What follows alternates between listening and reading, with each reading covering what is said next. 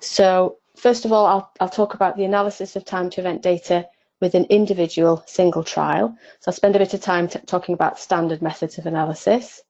And then I'll talk about specifically the meta-analysis of time to event data. And I'm talking here about aggregate data time to event analyses, where we're interested in extracting aggregate or summary data from trial publications.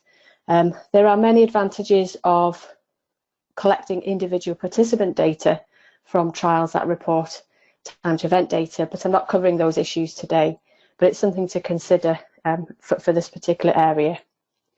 And you'll hear me talk a lot about estimating the log hazard ratio and its variance throughout today's webinar. So the hazard ratio is the treatment effect measure that we're interested in when we're doing a meta-analysis of time to event data, and the statistics log hazard ratio and variance is what we're trying to extract from each of those individual trials that are going into the meta-analysis. There is a practical handout available for you to download, and also solutions to the practical. So I won't be going into that today, but they're there for you to have an opportunity to go through an example of extracting data that you might want to do before doing the meta-analysis. So throughout the webinar, you'll see a number of equations. They've been highlighted in red because they are there for completeness, really. You don't need to be too concerned about these equations. It's not essential to understand the algebra behind them. They're just there for completeness. Okay, so first of all, analysis of time to event data from a single trial. Time to event data arise when we're measuring the length of time between a particular well-defined starting point and the occurrence of some event.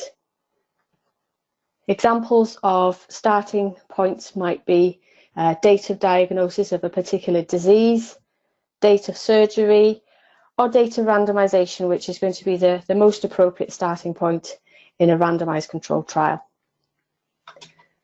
Examples of events of interest will be death. So this is a very common event that we're interested in particularly in oncology trials, and we often refer to the outcome of interest there as overall survival.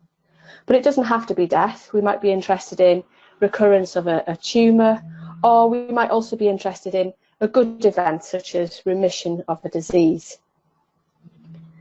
So here's an example for patient A. They're randomised into a trial on the 1st of January 2012. So that's the well-defined starting point. The patient's then followed up during the trial, and they experience the event of interest, which is death here, on the 31st of December 2013. So the time to event for patient A is 730 days. Now, a feature of time to event data is that often the event of interest isn't observed on all subjects.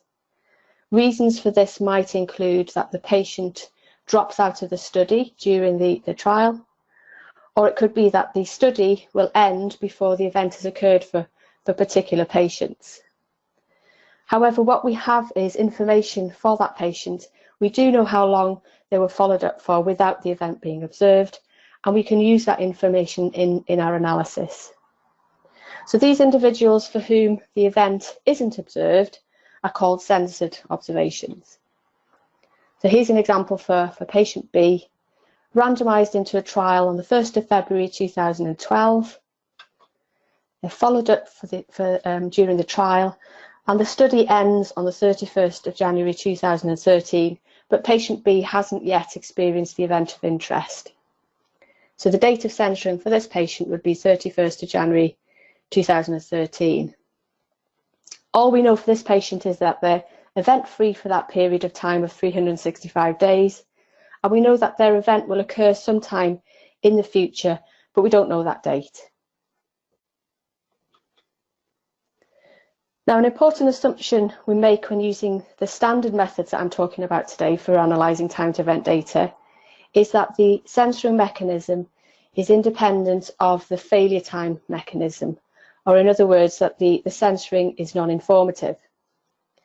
So censoring needs to be unrelated to prognosis, and this is going to be most important if censoring is more likely in one group than another.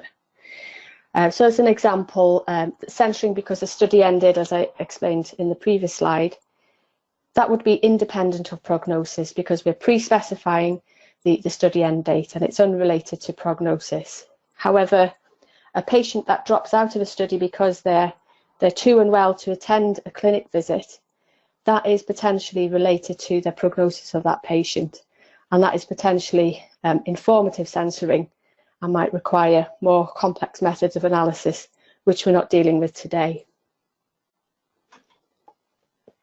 So when we're dealing with time to event data, time is obviously a continuous variable. So why do we need to use special methods of analysis? Why can't we just analyse the time to event as a continuous response variable and undertake a meta-analysis looking at the difference in means as we would using any continuous response variable? Well, the main issue is because of the censoring. We have to deal with that in our analysis. We could potentially look at ways of doing this. We could assume that the censored observations are in fact uncensored observations and just incorporate the time as a continuous response variable. But this is going to underestimate the average survival time, so we don't want to do that. We could alternatively ignore those censored observations, but of course what we're doing there is throwing away valuable information, and this approach is inefficient. And the other feature of time to event data is it's often very skewed as well, so standard methods of analysing continuous response variable data might not be the most appropriate anyway. We might think about analysing the data as a binary response variable, so just looking at whether or not the event of interest occurred and ignoring information about time. And that might be an option if events are likely to occur very early on, as they might do for acute liver failure, if the event is rare, and if lengths of follow-up are similar between patients in the trial. And it's going to be something reasonable to do if we're interested in whether or not the event occurs at all, rather than interested in exploring how long it takes for the event to occur. However, if an appreciable portion of the patients do experience the event, and that event's likely to take a considerable amount of time, for example, looking at death over the next 5 years, and if we're interested in actually looking at the time it takes for an event to occur and whether or not treatment extends this time, then looking not only at how many patients have the event, but also incorporating information about how long after the treatment that event occurs gives us a much more sensitive assessment.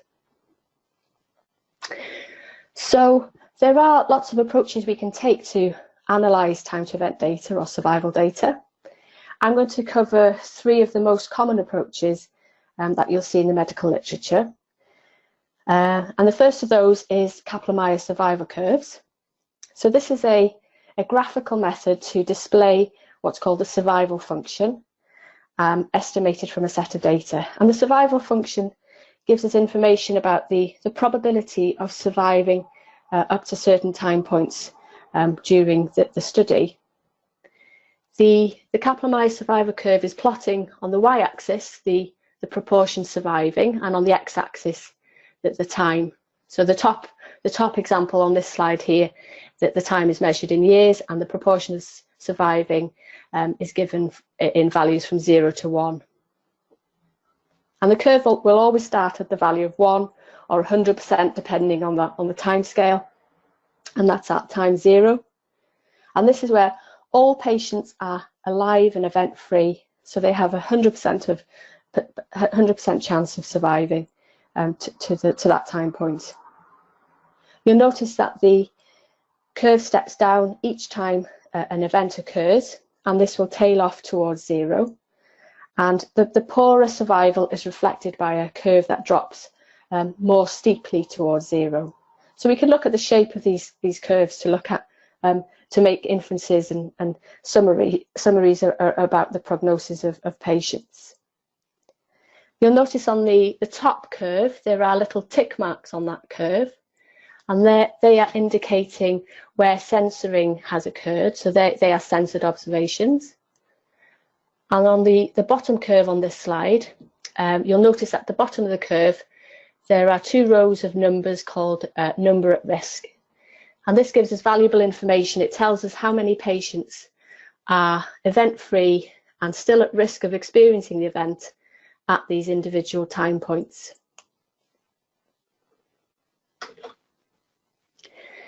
So the Kaplan-Meier curves allow us to visually see how the survival experience compares between groups, but doesn't actually tell us whether that difference is statistically significant or not. So the log rank test is a statistical test that we can use to complement this and to test the null hypothesis that there's no difference between the populations in the probability of an event at any time point. It's a non-parametric approach, so we're not making any assumption about the shape of the survival curve or the distribution of those survival times. And importantly, it's taking this centering into account and is looking for differences between those curves across the whole of the time period, not just at specific time points. So it's using up all of that information in order to test those differences. So the test is comparing the total number of events that we observe in the study against what we would expect to see, assuming that there's no group effect. And I'm just talking here about two groups. So at each event time point in the sample, so these are denoted by T1 to Tk, the expected number of events is calculated for group A, firstly by calculating the risk of an event for the whole group at this time. So this is the number of events in sample at Tj divided by the number at risk in sample at Tj. And then multiplying that by the number at risk in group A at that particular time point Tj. So that gives us the number of events we would expect to see at this time point Tj if there's no group effect, so if the groups are the same. We then add up all of these expected events across all of those time points for group A to give us the total number of events expected. And these are then compared to the total number of observed events for group A, and that difference is then compared against a chi-square distribution to measure the strength of evidence against the null hypothesis of no difference between groups. So the final method of analysis that I'm covering today, very briefly, is the Cox regression model, or Cox proportional hazards regression model. So this is the most commonly used regression model for analysing time to event data. And it allows us a way to explore the effect of several variables or covariates that we want to explore on the times to event. So these are denoted in that model by covariate effects of x1 to xk. And what we're doing in this approach is we're regressing the hazard at time t, and the hazard function is the risk of event at a particular time point. So we're regressing that on these risk factors of interest, and we can then obtain effect sizes based on these results. The value h0 of t here is the underlying hazard function, or sometimes called the baseline hazard, and it's just the probability of the event when all of these explanatory variables, x1 to xk, take a value of 0. Now we're making an important assumption in this model, and that is an assumption of proportional hazards. And that just means that the hazard function for any two individuals at any point in time is proportional. So if you imagine an individual on a treatment group has a risk of death at some initial time that's twice as high as that of an individual on control, then at all later times the risk of death remains twice as high as well. So we're assuming this constant, this proportional hazards. So a positive sign for any of those regression coefficients B1 to BK in the model means that the hazard, or the risk of the event, at that time point is higher for subjects with higher values of that variable. So I've just described very briefly there three of the most common approaches for the analysis of time to event data that you'll come across in the medical literature. So the Kaplan-Meier curve is the graphical representation of a survival function, displaying the probability of surviving at certain time points. The log rank test then gives us a statistical test comparing those survival experiences of groups across the whole time period. And then finally, the Cox regression technique models the hazard function or risk of the event. So when we're interpreting survival analyses and when we're undertaking meta-analyses of time to event data, the effect measure that we're primarily interested in is the hazard ratio. So just to recap on what I've just mentioned, the hazard is the chance that at any given moment in the time frame, the event will occur given that it hasn't already done so. So it's very, very often referred to as the instantaneous risk of the event occurring. And the hazard ratio is simply a measure of the relative hazard in two groups. So we're just simply taking a ratio of hazard of one group compared to another. So let's suppose we want to compare treatment compared to control, and we want to look at the risk of death in these groups. Then we could calculate the hazard ratio, which is the hazard in the treatment group at a particular time divided by the hazard in the control group at a particular time.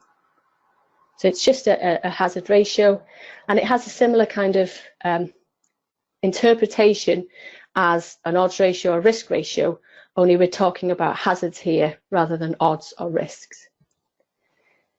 The hazard ratio can take any value greater than 0.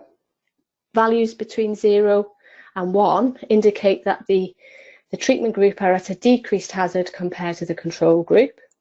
A hazard ratio equal to 1 indicates that the hazard is the same for both of these groups.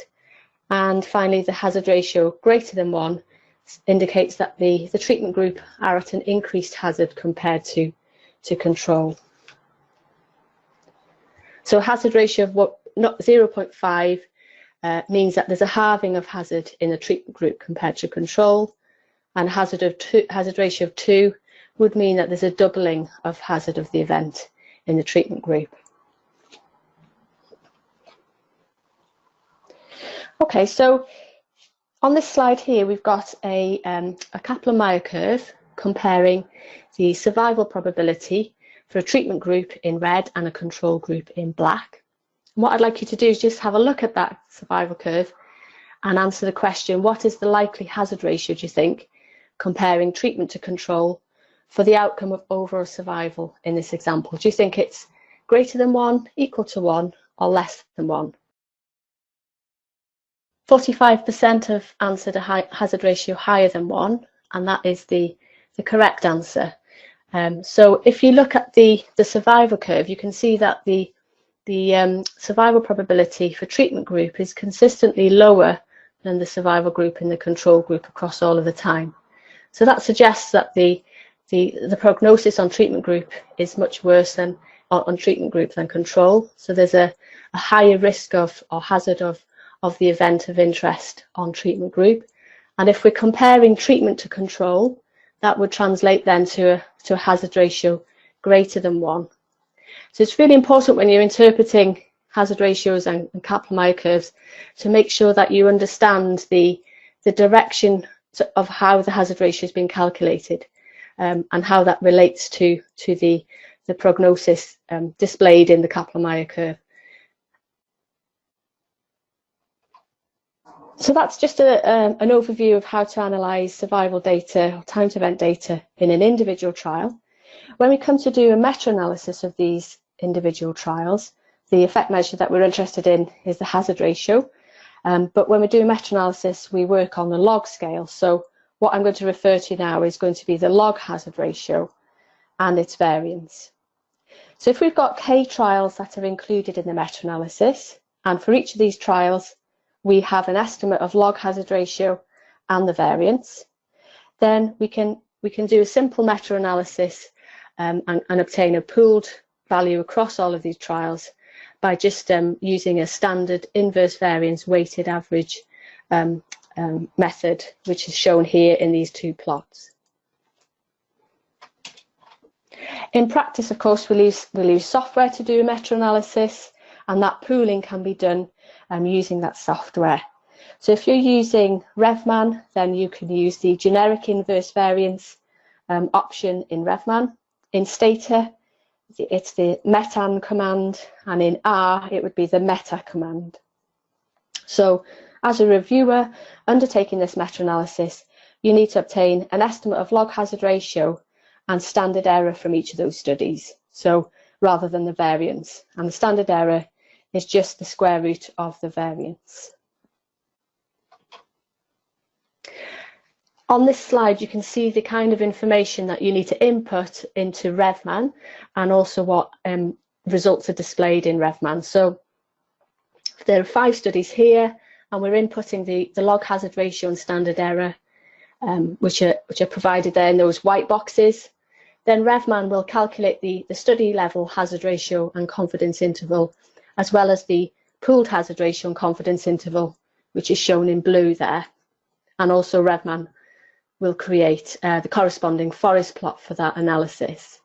And that will be very similar in other software packages as well. However, in practice, it's very uncommon for the hazard ratio and variance to be provided directly. And there's other various types of information that might be reported in medical journals. So this is an example of the kinds of information you might come across. So here we have a trial reporting that the median survival was 14.5 months for GEM-CCRT patients compared with 6.7 months for 5FU patients. There's a p-value of 0.027 and reference to a figure which is the Kaplan-Meier curve. Then they present 1 and 2 year survival rates for the 2 groups, and then finally tell us that all deaths were cancer related. So there is some information there, but it doesn't tell us what the hazard ratio is, and we can't calculate, can't easily extract the variance from that information. And this is a common problem for meta-analysis of time to event data when we want to extract this data. There's been a number of reviews of the reporting of time to event data in the medical literature. This early review in 1995 showed that the log rank and multivariate analyses were frequently reported only as p-values. And in a more recent review, only around half of the trials actually report an estimated hazard ratio. So there is this need for time to event data to use other information in order to estimate log hazard ratio and the variance. And a number of methods are possible, and these have been discussed in detail in this paper by Max Parmar and colleagues back in 1998. And what I'm going to do now is just go through each of these methods, illustrate the methods with examples. There are a number of equations. As I said before, you don't need to worry too much about the equations, but just think about the concepts. And then I'll introduce at the end a spreadsheet that's available where all of the information can be input into the spreadsheet, and all of the calculations that I'm going through now will be automatically undertaken in that spreadsheet. So you don't necessarily need to be able to reproduce these calculations because there are options available to do that. So the first method is a direct method where we can incorporate or extract information on the log rank observed and expected number of events from a trial report. If we have that kind of information, these are the equations in box 1 and box 2 that we might use in order to estimate log hazard ratio and the variance for this particular trial. So in the top box, number 1, we would need the observed number of events in the research arm and the observed number of events in the control arm, and also the log rank expected number of events in both arms. Whereas for equation number 2, we would need the observed minus expected in the research arm and this estimate VRI, which is the Mantel-Hansel variance of the log hazard ratio. So let's have a quick look at an example. So here's the randomised trial of neoadjuvant chemotherapy in oropharyngeal carcinoma. The authors have presented results from a log rank test in table 5, and there's 2 outcomes here, survival and disease-free survival. I'm just looking looking at the top half of that table, which is results for the survival outcome.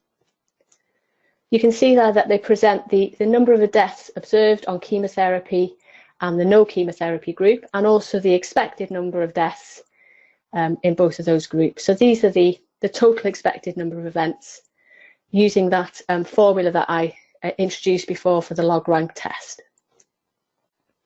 They also present O-E statistics and the variance of O-E, and also the corresponding log rank test p-value of 0.03.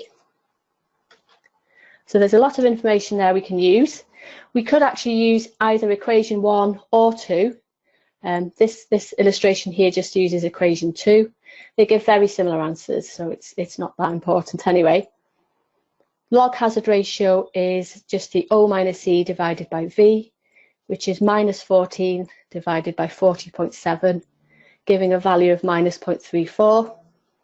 The variance of log hazard ratio is 1 over 40.7, which is a value of 0.02, and the corresponding standard error is the square root of this, which gives us a value of 0.16.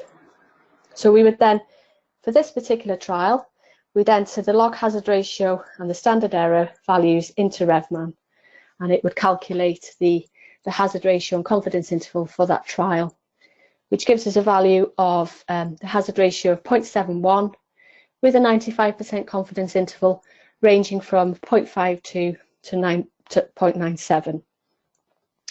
And so you can see there that the confidence interval for the hazard ratio excludes the value of 1, indicating that this is statistically significant, and that's supported by that previous p-value of 0.03. And this hazard ratio of 0.71 is for the hazard of death on chemotherapy, indicates that the hazard is about 70% of the hazard without chemotherapy, or in other words, there's a reduction of around 30% in the hazard of death by taking chemotherapy. The second direct method that you could use incorporates or extracts information from a Cox model that might be presented in the trial publication. So the report might present the regression coefficients from the Cox regression model, in which case these are direct estimates of log hazard ratio and the corresponding variance or standard error. Excuse me. So that's very straightforward to use that information. It can be input directly into RevMan. Just be careful though that you're aware of what has been included in the Cox regression model if this is the information you're extracting.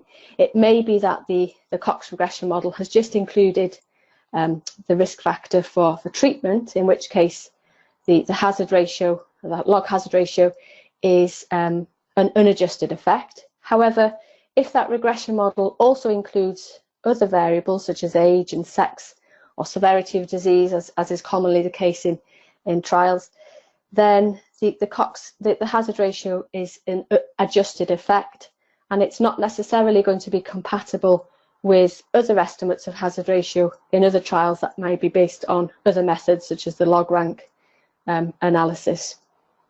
So you need to be careful and be aware of what has been included in the Cox model if you're using those results. The third approach, again a direct approach, is where we might be presented with a hazard ratio and a 95% confidence interval. So here we can use the hazard ratio directly, and we just need to do a little bit of manipulation of the confidence interval data in order to provide the variance of the log hazard ratio, and that's given by the formula in box 3. So it's simply the upper confidence interval of the log hazard ratio minus the lower confidence interval of the log hazard ratio, divided by 2 times 1.96 if we're referring to 95% intervals. And that value is then squared to give the variance. So here's a quick example. This is a randomised phase 3 study of 5-FU versus methotrexate and 5-FU for advanced gastric cancer. The results are presented there, and you can see at the bottom in red that the MF arm was not superior to the 5-FU arm with a hazard ratio of 0.94 and 95% confidence interval ranging from 0.72 to 1.22. So using equation 3 that we just looked at before, we can estimate, first of all, the log hazard ratio is calculated by taking the log of 0.94, giving a value of minus 0.06. And we then input the values from the confidence interval into equation 3 to give us the variance. So notice there that we're actually using the logarithm of the interval, the confidence interval limits there. Make sure that you're using the log values rather than the direct values. Just a note as well, if you are using RevMan, there is a facility in the generic inverse variance approach where you can click on the little calculator, and that will allow you to be able to calculate log hazard ratio and standard error directly. So you just have to input the hazard ratio and the 95% confidence interval into those boxes, and it will do all that calculation for you. So that's quite handy to remember that. So the fourth method that I'm going to talk about is an indirect method using information that's presented on the log rank test p-value and information about number of events and number of patients in each group if that's given. So here's an example of results from a trial where they refer to the number of patients in the treated group is 21 and 19 in the control group, with a p-value there right at the bottom of 0.00006. So we can use this information, and there's 3 different approaches we can take. The first two are relevant if we've got equal numbers randomized in the 2 treatment groups. So the expression in box number 4 is going to be used if all we have is the total number of events across the 2 groups. And the expression in box number 5 is used if we also have the number of events available in each of the treatment groups, research arm and the control arm. In practice, they'll give very similar results anyway. So both of these approaches will estimate O minus E and V for this individual trial, and we can then plug that into the equation that we saw before to obtain the estimate of log hazard ratio and variance. So if the number randomized in the 2 groups is unequal, then there's a slight modification to the equation where we're also incorporating information about the number of patients in the research group and the number of patients in the control group. And as I said before, once we've got the O minus E and the V values, we can then use this expression, which we've seen before, in order to obtain the estimate of log hazard ratio and variance for this individual trial. So if we go back to that example that I just introduced, we're told that we've got 21 in the treated group and 19 in the control group, and all but 1 patient died within 2 years. So we know that from that information there's 39 deaths overall, and we also have this p-value 0.00006. So we'll use equation 6 because there's a slight imbalance there in the numbers randomized, and we've got the total number of events 39 and the p-value there, and we can plug all of that information into those equations presented before. That gives us a value of O minus E of 12.5 and V is 9.7. And from equation 2, the log hazard ratio for this particular trial is O minus E divided by V, which is 12.5, divided by 9.7, which is a value of 1.29. And the variance is 1 over V, which is 1 divided by 9.7, or a value of 0.1. And the standard error for that is 0.32. So if we input the log hazard ratio and standard error into RevMan, we'll then obtain an estimate of hazard ratio of 3.63 with a 95% confidence interval ranging from 1.94 to 6.8. And so the hazard of death in the control group is over 3.5 times the hazard in the treated group. This confidence interval, you can see, excludes the value of 1, so it's statistically significant, and it excludes 1 by quite a big, by quite a long way, and that's supported by this very small p-value that's provided. Now also notice here that the formula here is only going to give you a positive value of log hazard ratio, and so the hazard ratio is going to be greater than 1. So you have to be careful with understanding the direction of this effect and making sure that it's consistent across all of these trials in the meta-analysis.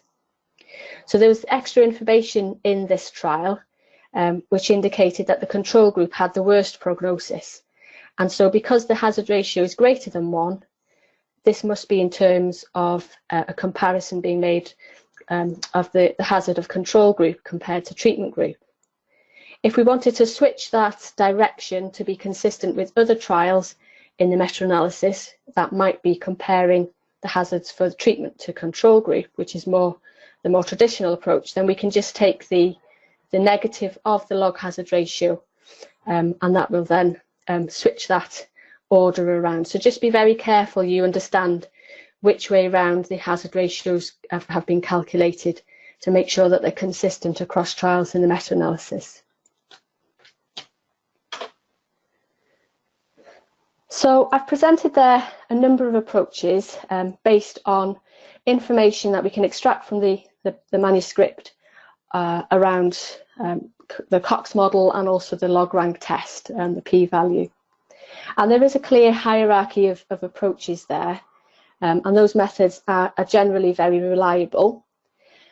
However, in some cases we might not have any of that information, and all of the information that we have available might be published survival curves. And it's still possible to use this information, but we should also obviously make sure that those other methods are not possible first. Okay, so before we move on, if you have a quick look at this survival curve here, comparing the survival of the treatment group and the control group, what do you think is the approximate chance of surviving to 60 weeks in the treatment group? Is it 5%, 30% or 70%?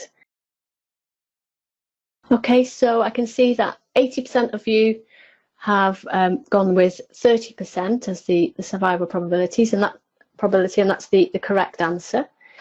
So we look across at the time axis at the value of 60 weeks, draw a line up to the survival curve for the treatment group, and then across then to the corresponding survival probability of 0.3, or here on this scale it's 30%.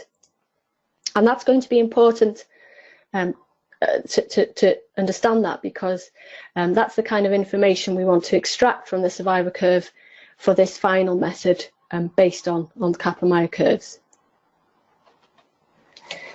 So there's two approaches we can use to incorporate information from published survival curves in order to estimate log hazard ratio and variance. The first was proposed or summarised by Parmar et al. In the Statistics in Medicine paper in 1998. And in that approach, we're not using any information from numbers at risk for the curve. So if you don't have information on numbers at risk published in the curve with the curve, then the Parmar approach is the one to use. However, if the trial publication also presents numbers at risk, then we can use this additional information to tell us more accurate information about the censoring pattern. And so we would use the extended version of that method, which has been described by Williamson et al. In a paper in 2002.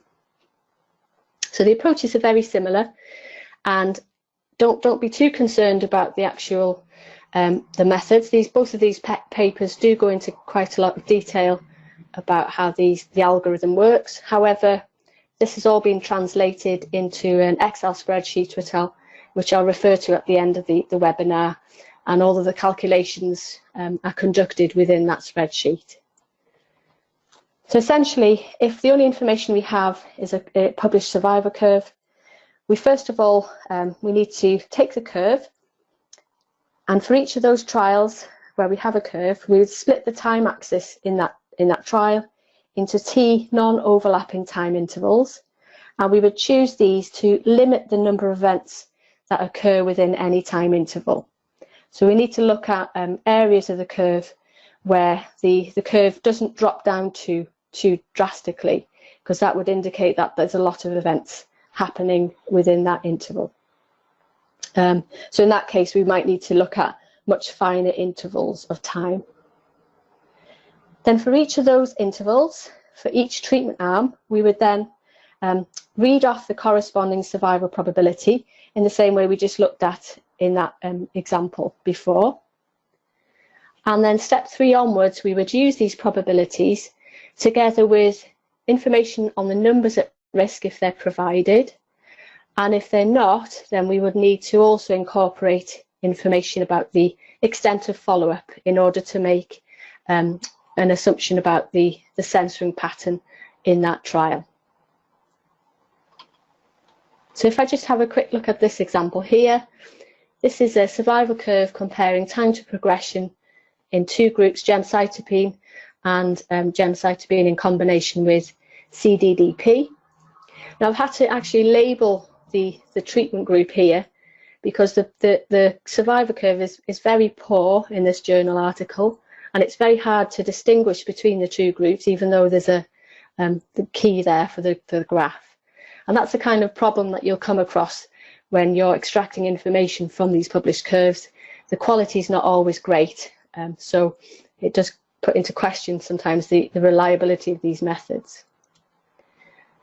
So for each of the treatment groups, we look at a particular time interval here.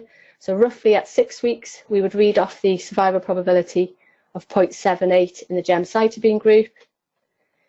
Then at around 13 weeks, this is dropping down to 0.42. And at 22 weeks, this drops down to 0.24. And we would do the same in the combination group. So at 6 weeks, it's around 0.95. 13 weeks, it's about 0.65. And then 22 weeks, it's about 0.39. So we would extract all of that information and input that into the spreadsheet, which I'll show you later. If we're using the Parmar method, then we also need to extract information about the minimum and maximum follow-up time, and that's so that we can make these calculations, and we're making an assumption here of uniform censoring occurring within these intervals of time. So we can see here in this diagram that Fmin is the minimum follow-up time, which is the time between the date that the last patient's randomised up until the date of last follow-up, whereas Fmax is the interval of time between the date the first patient's been randomised and the last patient's been followed up. If that information is provided directly, then we can just extract that information. However, it's very often isn't presented in that format, and so we might need to look at other information in the publication in order to estimate these values. So for example, if we know if the curve presents censoring tick marks on the curve, we can assume that the first tick mark is equal to Fmin and the last tick mark is equal to Fmax. The publication might present a median follow-up and accrual period, so we can calculate Fmin and Fmax using those expressions there. Or we might, for example, be provided with the date of final analysis or date of submission of the manuscript to the journal, and we can make some assumptions about these dates and use these expressions given in 3 and 4. And there's a lot more detail provided on this and examples of this in the Tierney et al. Paper. There's a reference there for you. So essentially, if you don't have numbers at risk on the curve, you will need to extract Fmin and Fmax. However, if you do have a curve which does present numbers at risk, as in this example, and this is actually quite a nice, good quality survival curve, then we can also extract those numbers at risk at those time points and use that information using the Williamson approach. So we don't need Fmin and Fmax for this approach.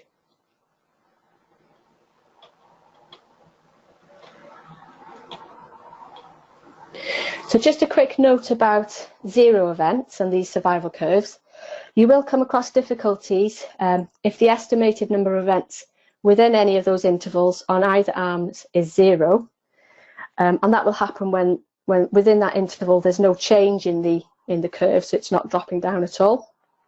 And in that case, the advice is to replace the 0 by a very small number of events in that interval. And this is then the best estimate of the total number of events and overall variance in each arm, and it's preferable to combining time intervals to get around that problem.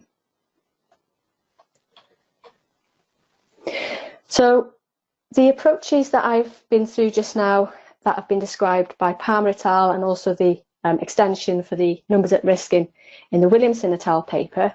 So those papers are quite technical, but they have been translated into a more easy to read format by Jane Tierney and colleagues in this trials paper. So all of those methods are described in detail in this paper, and there's nice clear examples as well, which help to understand those methods. They also in that paper provide a template data extraction form for you to use if you're considering extracting time to event data for a particular trial. So that's a really useful tool as well. And then finally, they also present a spreadsheet to facilitate the estimation of these hazard ratios from any of these summary statistics that we've been through today, and also from the extracted Kaplan-Meier curves. So there's a link in the paper, it's also provided there. So I do recommend highly that if you are doing a meta-analysis with time to event data, definitely use this approach, because it avoids the need to have to do all these calculations by hand. You've also got access to a brief practical and some solutions to that practical.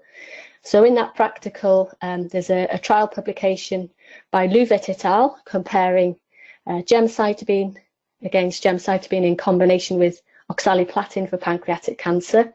And so the task is to complete the data extraction sheet as far as possible for the outcome of overall survival, and if you've got time, progression-free survival. So it just gives you a practice of the type of data to extract, and also you can then input that into the spreadsheet that I mentioned just now to then obtain the estimate of log hazard ratio and standard error for these outcomes in this study. And I'm very happy if you have any problems with that practical, I'm very happy for you to get in touch, and I can answer any questions, or indeed about the webinar or any other questions afterwards. So just to wrap up, so time to event outcomes are common and very important in medical research. The hazard ratio is the preferred treatment effect measure that we're interested in when we're talking about time to event outcomes. It's important to be clear about your outcome definition when you're doing meta-analysis. So if the outcome is overall survival, then it's usually quite clear-cut what events, overall mortality events, what they mean.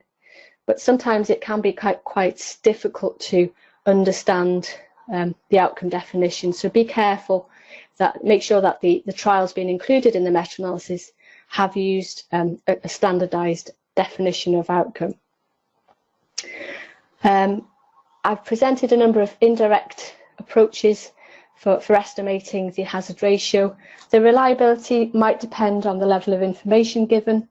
For example, the number of decimal places for the p-value, and also you might be limited by the quality of graphics presented.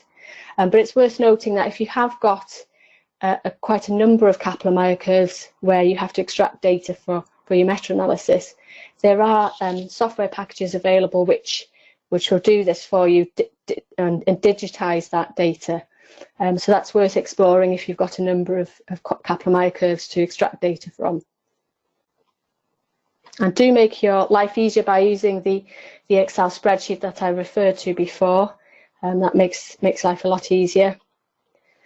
When it comes to presenting the results of the meta-analysis, if you have used these indirect methods, then it's important to also specify this when you're discussing the results, so that the reader can obviously understand if all of the estimates have been obtained by extracting data from Kaplan-Meier curves, then there's obviously a bit more uncertainty about the reliability of those estimates. And finally, I did mention that individual patient data does have many advantages. It's particularly true for time to event outcomes because it overcomes some of these problems with the quality of reporting, which can hinder meta-analysis of aggregate data, but it's also very useful for other more in-depth analyses. For example, if you wanted to thoroughly explore whether or not the assumption of proportional hazards was valid, then IPD is something that you would want to consider collecting.